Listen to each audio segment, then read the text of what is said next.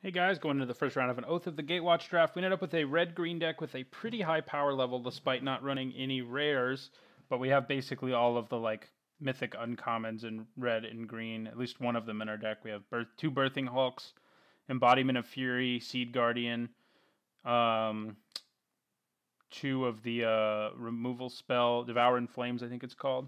So we got a lot of uncommons.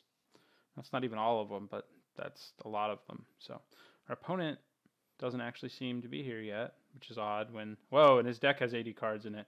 So I think a glitch happened, which is unfortunate. He'll have to file for embarrassment. I've had that happen to me where your whole draft deck ends up getting, although usually I've had a 0 card deck. That I've had happen. Seeing an 80 card deck's a little bit different.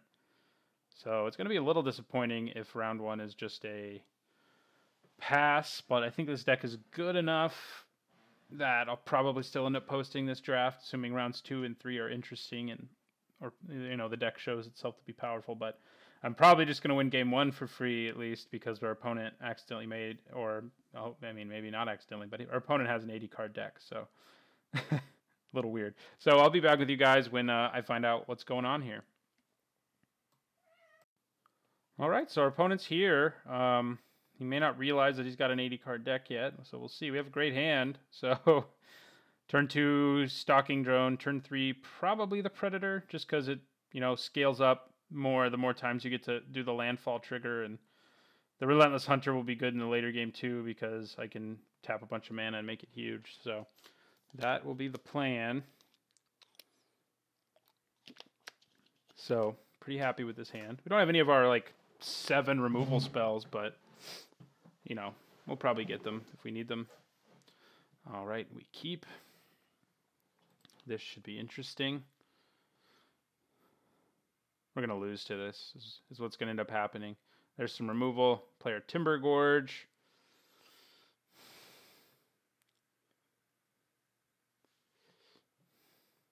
All right. Okay, so I'm going to play Stalking Drone. Yeah, Stalking Drone. And then next, I think I play Valakut Predator. Especially if I draw land, I'm much more inclined to play the Predator. It depends on what my opponent plays, though. Like, if he plays something I can't get through, and I don't have a land, then, well, that I can trade with, or just Reality Hemorrhage. Okay, we didn't get the land. I'm pretty okay with offering a trade here, though. So I will. All right. And yeah, I'll play the Predator still. I mean, if I get to play my Lagak next turn, land and Lagak is going to be a pretty awesome turn for us. So our opponent's at least 3 colors, may actually even be 5. May have just played all the cards he drafted. But so far, I mean, this is a reasonable card. That's a reasonable card. In fact, it's kind of a nuisance for us. Also, that's a good card. So, not entirely sure what's going on, but all right. I take 3. All right, so we get the landfall trigger. Then I think we play Saddleback.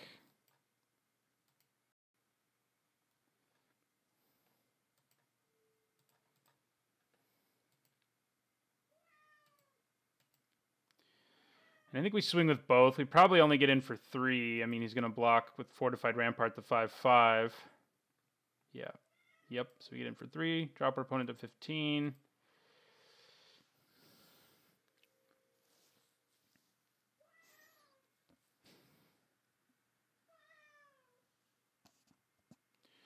Spawnbinder Mage. Yeah, I mean, our opponent's deck seems perfectly legitimate so far. You're an ally, aren't you? Yeah, you are. I mean, I'll trade with Ondu War Cleric if he swings with it. He didn't, though. Okay, so that. Man, I wish I could play. I wish I'd played Nettle Drone earlier, because right now I want a Reality Hemorrhage that Ondu War Cleric.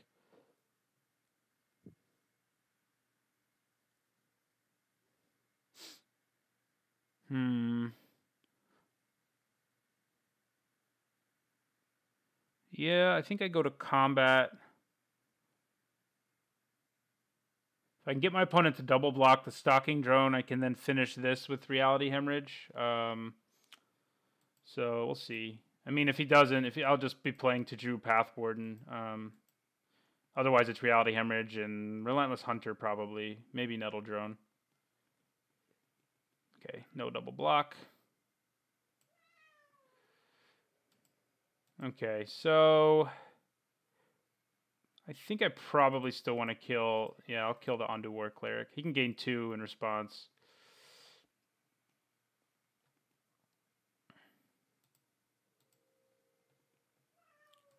And then I will play Relentless Hunter, who were 1 mana, 1 mana away from pumping twice.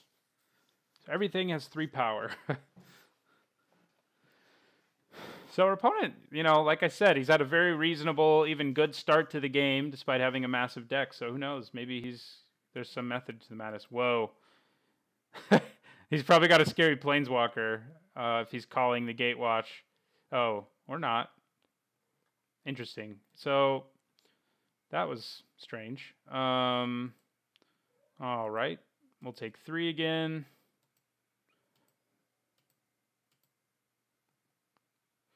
So now he can't tap down one of my creatures. Relentless Hunter number 2. Probably just play our Path Warden at this point, though. Yeah, we just swing with not with our Saddleback, but with everything else.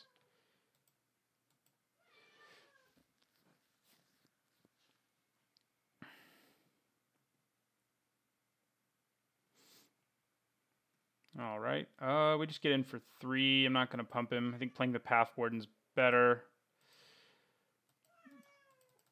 It stops him from attacking us, most likely. And it's, big enough that he has to be blocking. Especially if we draw a land, we'll have 2 5-power creatures, and then he'll be in kind of a bad situation blocking-wise. All right, Vampire Envoy. Another 4 toughness creature. That's definitely a nuisance. Yeah, I was going to say, I don't think you want to do that. I mean, he's probably going to tap down my Path Warden now. He has the allies to spare, so play land first.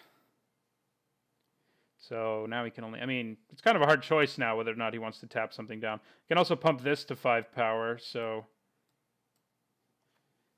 He can, double block the guys who just have 3 power now, which is not awesome. Okay. All right, he goes to 12. Taps down our big guy, but that now means we have much better attacks. Kind of considering just swinging with everything. This will trade. I mean, this is lethal, so he has to do some blocking. Yeah, we're getting in with everybody. He doesn't have enough to kill us on the swing back, especially because he has to block. Yeah, so this is 6. I'm not going to pump the Relentless Hunter, though. I could do more, but... And I'm just going to play 2 creatures so that even if he does somehow have a way of, tapping one of our guys down and killing us or something crazy... Yeah, okay. So we win game 1. We'll see if our opponent sides out all those extra cards in game 2 or what happens. But yeah, I mean, I don't think I side anything in. I mean, it's kind of hard to against a deck that size anyway. I don't exactly know what's happening. Spark Mage's Gambit could be good if he has, a lot of 1 toughness creatures. We saw 1, but I don't know if he does have a lot, So, yeah, we're just going to resubmit our deck. And our opponent probably frantically sideboarding, so we will see. Yep, our opponent sided down to 40, which is kind of what I expected. So, yeah, I mean, our opponent was kind of at a huge disadvantage in game 1, but now things will probably be back to normal. I think this is a keep. We have 2 removal spells and a 3-drop, so we can play a couple different games here, depending on what our opponent does, whether we just kill his guys or want to play out our guys first.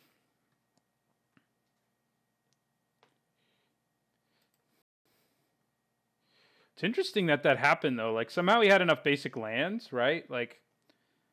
He was playing things from his hand in most of them. So, I don't know. Maybe it was a basic land adding fiasco. Maybe it was the the opposite problem, I guess, where he added like too many basic lands. I don't know, but it was probably a glitch. Like I said, I've submitted a deck, but when I've had it happen, I've submitted a deck, not had it accepted, and then I lose the first game of every match because I have no deck. So that happens. So I want to War Cleric's going to get in there. It may be worth Touch of Avoiding it, but I'll probably just play Relentless Hunter and see what else our opponent's got going on, because the Hunter does end his aggression, and he didn't play anything else, so yeah, I think that's definitely the plan now. We're oddly low on creatures, although we only have 15, because we just ended up with so many removal spells. We have 3 in our hand right now. So that sort of, puts a stop to him swinging for 2 every turn. Mortuary Mire. Okay, so he's white-black life gain. I mean, we saw the pieces of that. I mean, white-black cohort, life gain, allies, whatever you want to call it. I'm just going to take it if he has a trick. I'm not really willing to trade that guy for it. Especially because later, like right now, actually, I can play another creature and then just leave Outnumber up. I'm actually going to play my creature first, because in the event he has Gideon's Reproach, I'd still like to be able to outnumber that thing. So normally I don't do that, but here I think it's reasonable.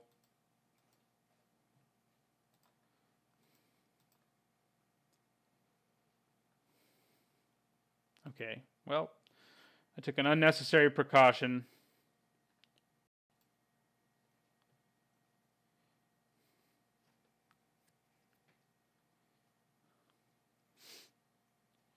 Yeah, that's going to have to be devoured in flames. No way around that. And we can outnumber his other guy at the end of his turn. I think we may as well. Kapow. You're outnumbered. And you gain 2 life, and I lose 1 life. Okay. Nice little combo there. Hey, there's Birthing Hulk. We could also play Path Warden, but I feel like devouring that in flames is best. We'll play a land first, so we get our landfall trigger. Also, it means we get a landfall trigger next turn off of Devour in Flames, again, like guaranteed. So we'll swing for 6.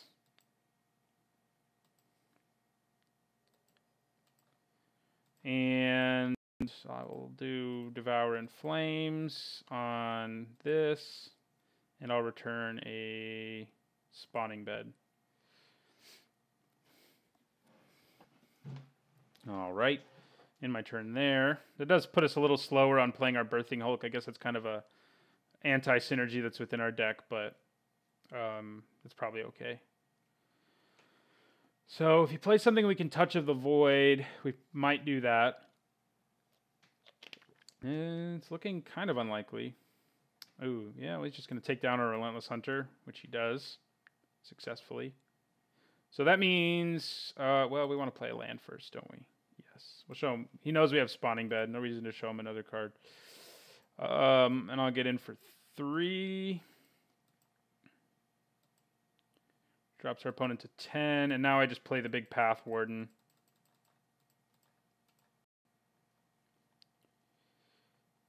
So feeling pretty good here. I mean, we swing for 8 again next turn, assuming we can Touch of the Void or whatever he plays, like that. We also keep him from gaining the life if we Touch of the Void that. I may not do that though, when I can just swing and have trample. So depends what else he plays.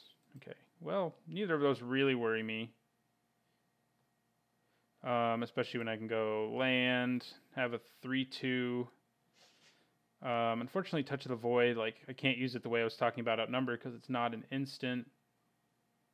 I mean, there's also, like, if I do enough trample damage here, he just can die anyway.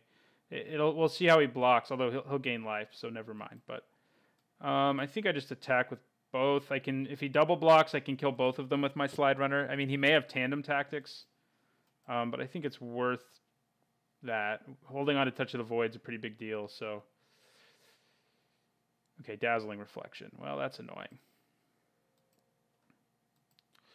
All right. So our opponent goes up to 15. He takes 3. Goes back down to 12. I play Hedron Crawler. Should probably do it. Ooh. That was funny. I should probably do it like this, though. Hedron Crawler. And do I Touch of the Void one of his guys? I think I hold on to it. There's a chance that going to his dome can just win me the game in the near future. I mean, he could do some shenanigans with his Cutthroat, but he has one card left in his hand, so I'm not super worried at this point.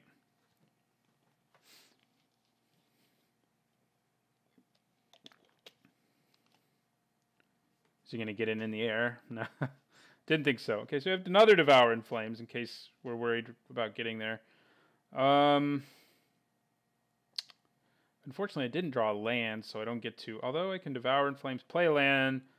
That gives me 8 damage. If I... Let's see. If I Devour in Flames, this, he'll gain 1. So that's the problem there. I could Touch of the Void first, but I'm kind of calculating that in potentially being lethal. So, it doesn't exactly work out. I do think I still swing with my Slide Runner here. Yeah, I think I just swing with both. I mean, the Slide Runner can now just be blocked by either of them and traded with, but that's probably okay. Dazzling Reflection number 2. Okay, Radiant, or Searing Light. Radiant Light, Searing Light. Same thing, right? Ooh, do you have another removal spell? Gideon's Approach. That would be pretty nasty if we didn't have Birthing Hulk in our hand. Royal's Retribution. No, Inspired Charge. Okay. All right. Well, he still has to double block it to take it down, and I can just kill both of them still if he does. So he's just going to single block it. That won't kill it. Yeah, so I still kill both of them. He does gain 2 here. And if we didn't have Birthing Hulk, this actually would be kind of a bad deal, but we do have it. So we're just going to play another, threat that our opponent has to deal with when he has 0 cards, and it's one that can regenerate. Oblivion Strike can deal with it, but we'll still have 2 1/1s, so Birthing Hulk. Go. Shazam. Yeah, that's that's brutal, because our opponent actually, did a pretty good job blowing us out there, dealing with what seemed like our only threat. And it was our only big threat on the table. All right, so that's good news for us. Doesn't quite win us the game. We swing for 7. I mean, it's basically won us the game. Our opponent should have held that card to at least make me... I mean, I still would have swung, but I would have thought a little more about it.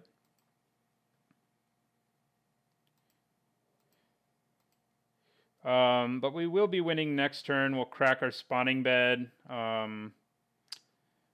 mean, we also have Touch of the Void. So, I mean, we don't even need to do that to win. So, but in case he has removal, we might as well to get in for 7 or another creature. Any of those things will work. Ooh, there you go. All right, that's pretty good. Our opponent has had answers for our threats. His deck's actually pretty good, and other than the Dazzling Reflection, which I don't love, and if it had been what it was supposed to be, game 1 would have definitely been more difficult, because our opponent has lots of removal, just like we do. But yeah, we still crack. I mean, we still win. His hand's empty, so we crack Spawning Bed, get in for 5, and then Touch of the Void him to death. So see, holding on to that touch.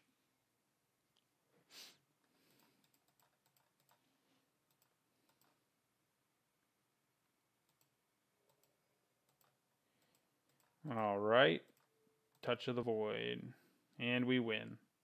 All right, so we won round 1. We did get kind of a pass in match 1, although our opponent had a surprise game 1. Although our opponent surprisingly had a fairly good hand for having an 80-card deck, other than like the Call to the Gatewawtch that he had, which obviously was bad.